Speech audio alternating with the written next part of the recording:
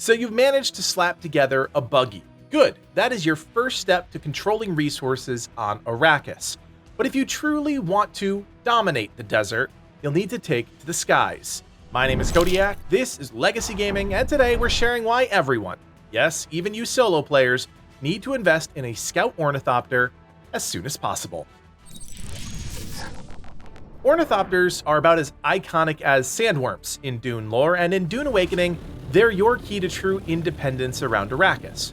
The model you'll first have access to, the Scout Mark IV, features a single-seat cockpit and can be expanded with either some minor storage, thrusters, or eventually rocket pods. The best thing about the Scout Ornithopter is that it can be stored in the vehicle backup tool, allowing you to store it away safely in your inventory or deploy it practically anywhere in the world. So why would you want an Ornithopter? It's pretty obvious if you ask me.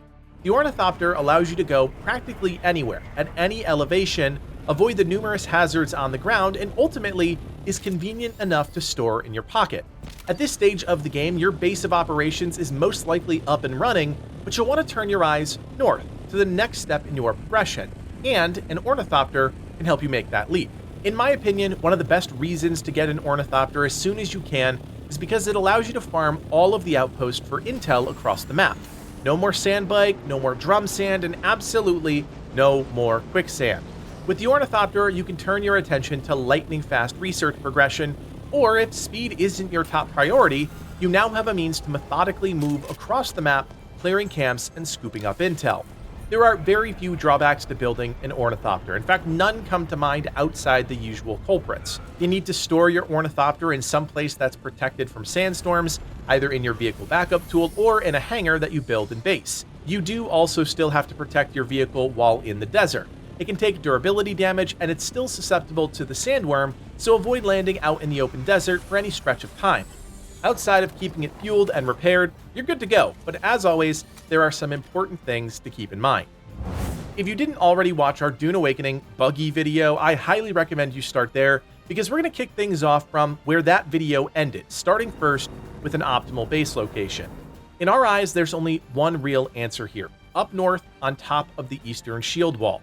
This is easily the best base location in Arrakis because it gives you instant access to aluminum, one of the resources you'll come to depend on the most during your mid-tier progression, before entering the deep desert. Around the mountain are aluminum nodes like you wouldn't believe, and having a base right next to that location gives you pretty much instant buggy access. Likewise, you'll still have a means to reach Haga Rift through the canyon just past Pinnacle Station and the aerithrite crystals we farmed for the buggy, because, you guessed it, we need more cobalt paste. As far as iron and steel goes, you're most likely good at this point, and if you end up needing to do a couple runs, directly south are the two ironwork locations we mentioned in that last video. Setting up shop on the eastern shield wall can take a bit of time, as there's no easy way to transfer all of that hard-earned loot. Take it slow, but don't forget as you're building your new base to consider your water management. There's really two new things to consider here.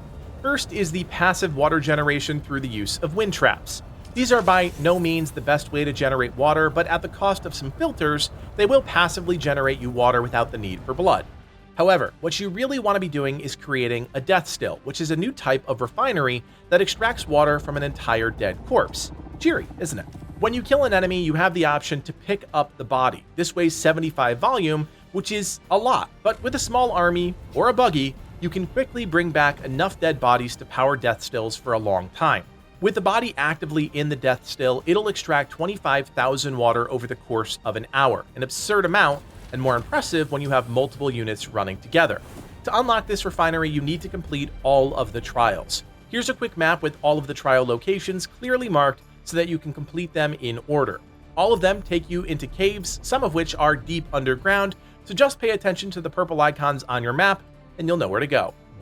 As far as the resources needed to craft the Ornithopter, well, you should be familiar with some of them, but others will be new for this build. First and foremost is aluminum. Lots of aluminum. As I mentioned earlier, you'll find this alongside the outside of the mountain atop the eastern shield wall. Take your buggy either solo or with a friend and go do some loops until you're full up on ore. You'll also need lots of water to convert that ore into ingots, so that's why I said it needs to be top of mind well before you build that base. You'll also need cobalt paste, which means more runs to Haga Rift and the aerithrite crystals near the Chome mineral extraction facilities located underground. At this point, it's really only worth doing this with a buggy, even though the moisture shield tunnel is a nice place to hand harvest. You'll also need advanced servoc and particle capacitors, which you can find at Imperial testing stations and around the various outposts. You might even luck out and already have these back at base, especially if you've done any spelunking. The total number required here isn't that steep, so check your chest before going off to farm. You'll also need a decent amount of armor plating, which you can find from heavily shielded enemies found throughout different camps, from crashed buggies found primarily on the surface of Haga Rift, or from the downed ships that crash in the open desert. Complex machinery can be found most easily at the Ironworks, and if you moved base locations, you now have access to 2 on the west edge of Western Vermilius Gap. You'll also need industrial pumps, which can most easily be farmed at Sentinel City, which is a series of camps underground at the base of the giant Godzilla-looking rock on the eastern shield wall. One run should net you all that you need for this build, just be sure to loot all of the chests. Finally, you'll need diamondine dust and carbide scraps, and this requires you to travel to Misa Tiril. Inside the temple-like structure, there are multiple chests that you can quickly loot for a chance at both items. However, enemies here are hard and use poison attacks, so it's best to loot and run, which I found to be the most effective strategy. I've marked the map location of all of the chests so you can plan your own farming run, but the best trick is to claim the identification band on the altar and go into the restricted area at the far end of that walkway. Clear out the enemies and loot the identification band from behind the sealed door. Use your cut array for access, and then claim all of the loot on the opposite side, including handfuls of diamondine dust and carbide scraps. With your loot secure, time to craft your Ornithopter.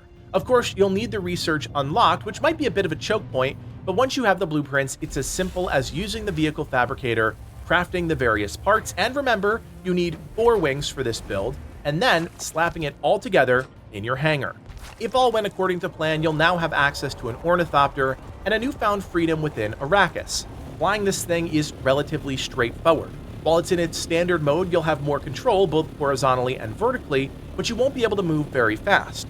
Switch to Vulture mode and your wings will lock into place and you'll glide, moving much quicker, but sacrificing agility.